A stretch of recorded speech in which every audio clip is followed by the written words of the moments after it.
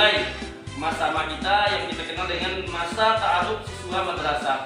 Setiap tahun berlaku di Madrasah Sarjana Negeri 2 Muara Jambi ini. Sebelum kalian mulai belajar atau memasuki jenjang pendidikan tahun ajaran baru, kalian diperkenalkan dulu dengan istilah masa yang kita kenal masa ta'aruf siswa madrasah. Sebelumnya perkenalkan dulu, nama Bapak Ahmad Basir, SPDI. Jabatan Bapak di ITS 2 Muara Jambi ini adalah Wakil Kepala Bidang Kesiswaan. Nah, kemudian Bapak di sini mengajar akidah akhlak.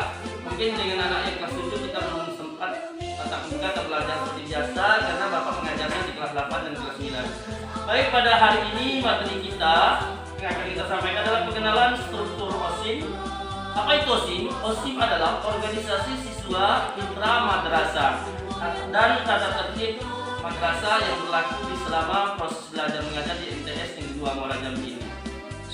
OSIM kita kenal sebagai organisasi siswa intra madrasah. Kalau di dinas pendidikan, mungkin kalian sudah tahu, itu disebut dengan OSIS. Nah, karena kalian sekolahnya di madrasah, maka OSIS itu berubah namanya menjadi OSIM. Nah, apa saja kegiatan OSIM ini? OSIM ini adalah mengelola segala macam kemajuan yang berada di lingkungan madrasah ini selama lebih kurang waktu selama 3 tahun. Nanti kalian berhak menjadi pengurus OSIM, baik itu jadi ketua, wakil ketua, anggota dan segala macamnya. Karena maju mundurnya madrasah ini itu tergantung pada OSIM-nya dalam bidang ekstrakurikuler.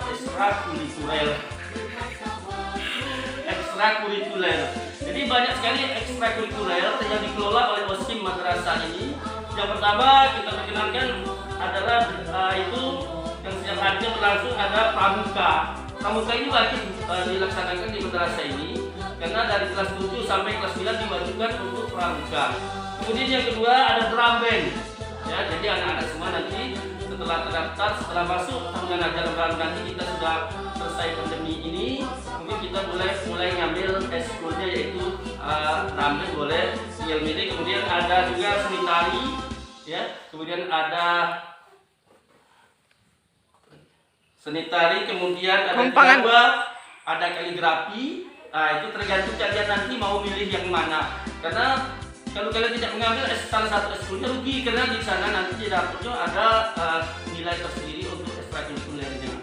Jadi itu apa kenalkan OSIM ini. Mudah-mudahan nanti kalian masuk ke MTS 2 Negeri 2 Jambi ini ikut berpartisipasi dalam pengelolaan OSIM ini supaya memajukan MTS 2 Muara Jambi ini. Tidak tertutup kemungkinan siapa saja bisa menjadi pengurus OSIM, terutama mengenai ekstrakurikuler tadi. Kemudian ada mungkin HBI, acara-acara lain, itu semuanya dikelola oleh OSIM. Kemudian juga OSIM bisa membawa nama baik Madrasah Sarjana Negeri 2 Muara Jambi ini ke luar daerah, mulai dari kecamatan, kabupaten sampai ke provinsi, bahkan sampai ke nasional. Nah, itu seandainya OSIM-nya bergerak dengan bagus, strukturnya berjalan dengan rapi, pengelolaannya berjalan dengan lancar, insya Allah OSIM-nya akan lebih maju. Nah, itu sementara hanya itu dulu perkenalan saya melalui OSIM ini. Mudah-mudahan nanti kalau kurang jelas mungkin akan disampaikan oleh Bapak Pembina OSIM-nya, yaitu Bapak Rahmat Junaidi, SPDI. Kemudian materi Bapak yang kedua adalah tentang tata tertib. Nah, kenapa tata tertib ini Bapak sampaikan? Karena Bapak adalah selaku wakil kesiswaan yang setiap hari menangani daripada tata tertib ini. Yang pertama adalah tentang berpakaian. Untuk hari Senin sampai dan Selasa itu nantinya pakainya putih, bajunya putih, celana atau roknya biru. Kemudian untuk hari Rabu juga hari Rabu itu pakainya baju pramuka lengkap. Kemudian hari Kamis pakai batik. Kemudian hari Jumat pakai busana muslim. Kemudian hari Sabtu pakai baju olahraga. Dan baju tersebut semuanya sudah ada aksesoris atau lambang-lambang yang sudah disediakan oleh madrasah. Jadi nanti kalian pasang semua kena wajib harus ada lambangnya. Kenapa? Apa guna lambang tersebut? Untuk mengenalkan kalian di masyarakat. Terjadi apa-apa bukan yang kita kehendaki, kalian bisa diketahui, oh ini siswa MTS Negeri 2 Muara Jambi. Jadi untuk itu nantinya mohon bajunya itu dipasang semua lambangnya, karena itu merupakan salah satu tata tertib yang pakai dinilai. Kemudian yang kedua, rambut, ya, rambut, kemudian aksesoris bagian perempuannya tidak digunakan di sekolahnya dipakai, apalagi rambutnya tidak boleh panjang, karena Bapak akan melaksanakan razia dalam 1 bulan 2 kali. Jadi bagi rambut yang panjang, pakai aksesoris, pakai gelang, pakai kalung, yang perempuan laki-laki itu tidak digunakan di madrasah ini. Karena mengganggu ketertiban daripada madrasah ini, karena kalian sudah ada tata tertibnya dan sesuai dengan peraturan yang di madrasah ini.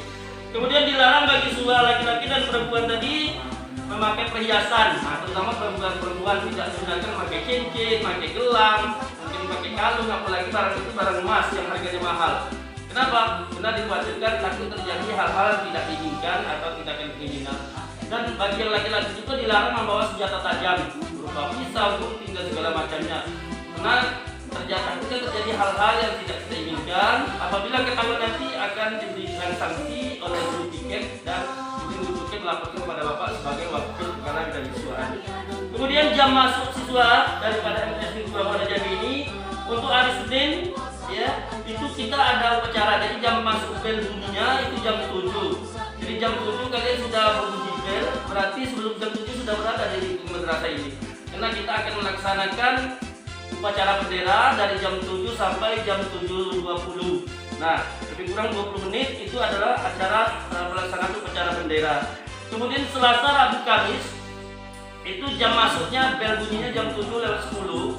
Berarti kalian juga sebelum jam 7:10 sudah ada di sini. Sedangkan pulangnya dari Senin sampai Jumat itu jam 14 atau jam 2. Kemudian hari Jumat, ya, itu kita masuknya jam 7 juga sampai jam 7.20 ada acara yasinan bersama. Kemudian hari Sabtu itu masih juga jam 7 sampai jam 7.30 acara senam bersama. Semua kegiatan tersebut adalah daripada rangkaian yang wajib diikuti. Tidak ada satupun siswa yang melanggar tata tertib. Karena apabila melanggar tata tertib maka akan mendapat sanksi. Ya, bagi siswa yang terlambat akan diberi sanksi. Kemudian kita kenal juga nanti di sekolah ini ada istilah pensekmoran. Ya. Jadi kalau misalnya anak-anak atau siswa mendapat skor 150 itu maka orang tuanya akan dipanggil, dikasih peringatan, ya, bagaimana anaknya ini supaya berubah. Skor 200 dipanggil lagi orang tuanya, diberi peringatan terakhir, ya. Kemudian skor 300 itu anak-anak dikeluarkan atau dipindahkan dari madrasah ini. Jadi setiap perbuatan kalian yang melanggar tata tertib madrasah ini, dari mulai berpakaian dan segala macam sampai ke disiplin di kelas, itu dihitung melalui skor-skornya. Ada poin-poinnya. Nah, ketentuannya kalau bisa melanggar tata tertib tersebut sampai ke poinnya, dikhawatirkan tinggal kelas atau dipindahkan dari madrasah ini. Kemudian setiap hari kalau kita tidak ada pandemi ini, anak-anak diwajibkan bersalaman dengan guru.